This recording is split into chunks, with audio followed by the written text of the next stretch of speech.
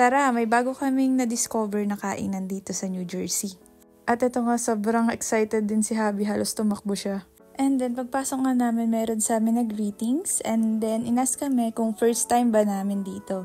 And then, ginaid niya kami papunta sa side na to. For starting, binigyan muna kami ng slice of pineapple. And then, after niya mag-explain ng mga choices na gusto niyong parts or i-order, so, ipapakita niya sa inyo yung in-order nyo. And then, ipapakita niya sa inyo yung part na in-order nyo. And then, kikiluhin niya ito. From there, ito yung magbe-base kung magkano yung babayaran nyo.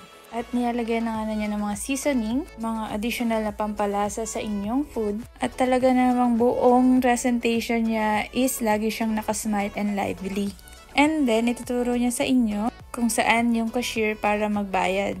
At ito yung tsura ng loob or ambience. Merong crowd sa left side since merong may kaarawan or birthday. And then, nilalagyan na nga niya ng mga sides sa mismong plating. After nyan, dadalhin nila yan sa inyong table. At ito na nga, matatapos na magbayad si Habi dito sa front cashier. And then, ito makikita nyo sa table namin, lahat ng yan ng mga sauces, salad, and then yung rice, and then mashed potatoes.